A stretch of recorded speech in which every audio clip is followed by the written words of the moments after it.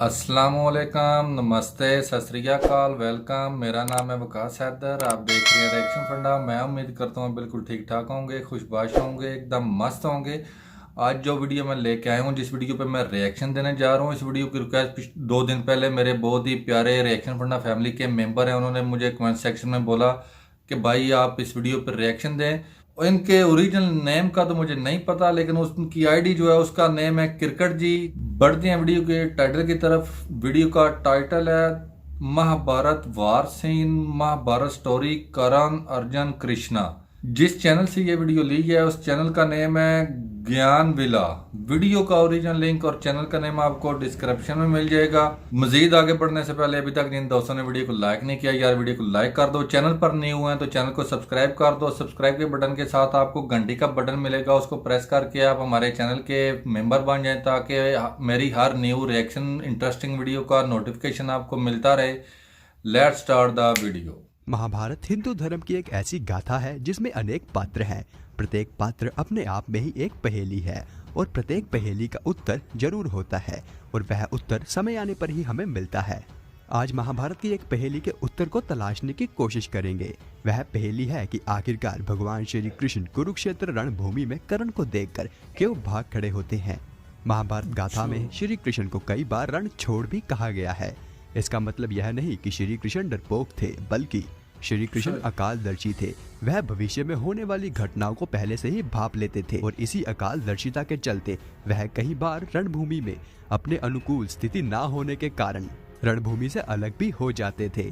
यह घटना उस समय की है जब मृत्युशैया पर लेटे भीष्म पितामह ने मृत्यु को गले लगा लिया था। पांडवों के बीच अपने भीष्म पितामह को खो देने का शोक था, बल्कि कौरवों के बीच उनकी सेना के एक महत्वपूर्ण स्तंभ, उनके सेनापति को खो देने का दुख था। कौरवों की सेना में हार के बादल मंडरा रहे थे और तभी भीष्म पितामह के स्थान पर रणभूमि में कर्ण आ डटते हैं, क्योंकि कौरवों के सेनापति भीष्म पितामह ने कौरवों की सेना की कमान एक शर्त पर ही संभाली थी कि वह तभी सेनापति रहेंगे अगर सूतपुत्र कर्ण इस युद्ध से बाहर रहेंगे, और कर्ण कौरवों का साथ तभी दे पाएंगे जब भीष्म पितामह की मृत्यु होगी। भीष्म पितामह की मृत्यु के पश्चात कर्ण के कौरवों की सेना में शामिल होते ही पांडव सेना में हाहाकार मचाना शुरू कर दिया।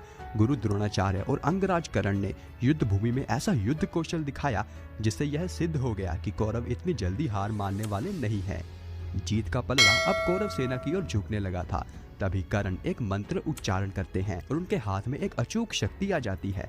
तभी अर्जुन के सारथी बने श्री कृष्ण अर्जुन के रथ को दक्षिण दिशा की ओर भगाकर ले जाते हैं। श्री कृष्ण का यूं डरकर भागना अर्जुन की समझ से बाहर था। श्री कृष्ण के चेहरे पर घबराहट देख अर्जुन उनसे पूछते हैं कि हे पार्थ, आखिर कर्ण को देखकर आपके यूं डरकर भागने की वजह क्या है। यह सुन श्री कृष्ण उत्तर देते हैं, मैं अपने सबसे प्रिय अर्जुन को नहीं खोना चाहता। अर्जुन कृष्ण की यह बात समझ नहीं पाते। इतने में ही श्री कृष्ण आगे कहते हैं, अर्जुन, कर्ण ने जिस मंत्र उच्चारण से अचूक शक्ति को प्रकट किया है उसका लक्ष्य तुम हो।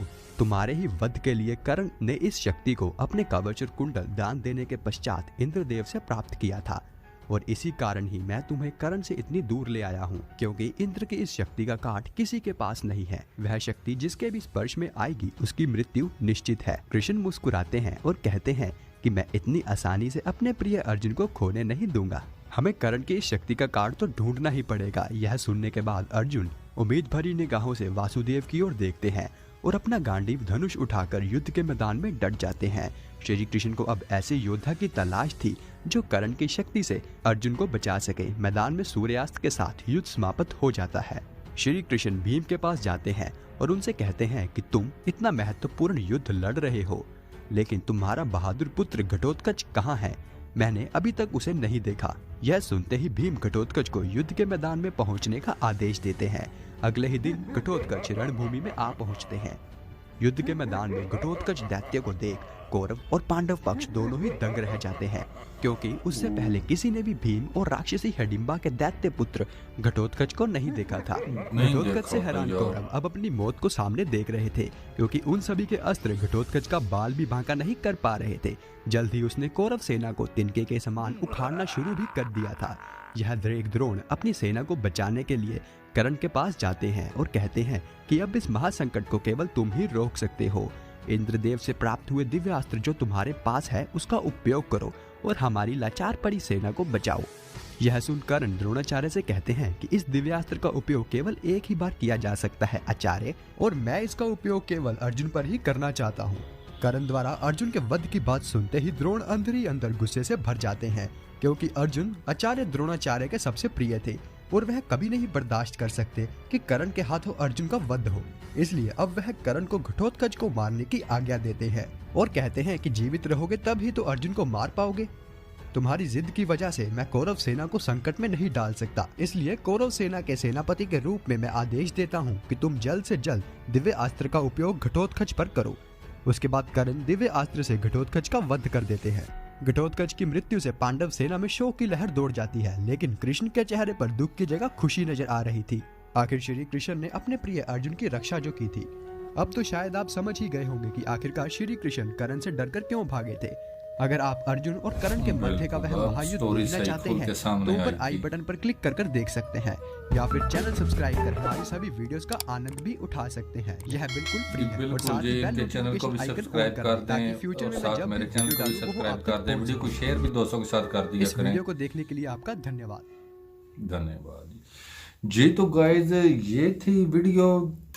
मैं पिछली कुछ वीडियोस में वीडियो के दौरान बोलता रहता था, आज मैं इसलिए बिल्कुल खामोश होकर वीडियो देखता रहा हूँ। मेरे जो व्यूवर थे वो बार बार कमेंट्स करके मुझे मेरी गलती को नोटिस कर रहे थे कि भाई आप वीडियो के दौरान जब वीडियो देख रहे होते हैं तो बोला नहीं करें, खामोश रह के वीडियो देखा करें। वीडियो जब ख़त्म हो जाए उसके बाद आप अपने जो कमेंट्स हैं या जो आपकी बातें हैं वो आप डिस्कस करें। आता हूं मैं आज के अपने असल टॉपिक की तरफ कि ये जैसे वीडियो के स्टार्ट में लफ्ज़ यूज़ किया गया कि ये एक पहेली थी कि श्री कृष्ण कुरुक्षेत्र युद्ध छोड़ के क्यों भाग जाते हैं, ये हर कोई जानना चाहता था। हालांकि युद्ध छोड़ के भागने वाला या डरपोक का लफ्ज़ आप इस्तेमाल नहीं कर सकते। उनका वापस जाना या युद्ध ना करना ये एक वजह थी जो इस वीडियो के आखिर में जाके बताई गई, लेकिन मैं उससे पहले कुछ और बातें डिस्कस करूंगा। अगर मैं बात करूं करण अर्जुन, हालांकि मैं समझता था कि करण अर्जुन एक फिल्मी स्टोरी थी, लेकिन ये वीडियो देखने के बाद अब मुझे भी कंफर्म हो गया है कि करण अर्जुन जो है वो महाभारत स्टोरी थी, उसमें से ये लिया गया था, एक नाम लिया गया था जिसपे वो मूवी बनी थी सलमान खान और शाहरुख खान की। श्री कृष्ण के बारे में बात करूं कि जो उनके ऊपर लोग सोचते थे या लोग उनके ऊपर एक इल्ज़ाम लगाते थे वो मैदान छोड़ के भाग जाते हैं, हालांकि वो बिल्कुल ऐसा नहीं था। वो आगे जाके वीडियो में भी उन्होंने बताया उनकी जो सोच थी या जो उनका माइंड था कि मैं जो है करण के साथ युद्ध नहीं करना चाहता था, मैं उनको नहीं मारना चाहता था या उनके साथ लड़ना नहीं चाहता था। उनकी ये सोच थी। या जो प्योर हिंदी में वीडियोस होती हैं या जो बातें होती हैं जो महाभारत से या गीता से जो चीज़ें ली जाती हैं ना वीडियो के अंदर, उनमें मैक्सिमम ये होता है कि मुझे उन चीज़ों की समझ थोड़ी कम आती है, क्यों हमारी जो बेसिक लैंग्वेज है वो उर्दू है।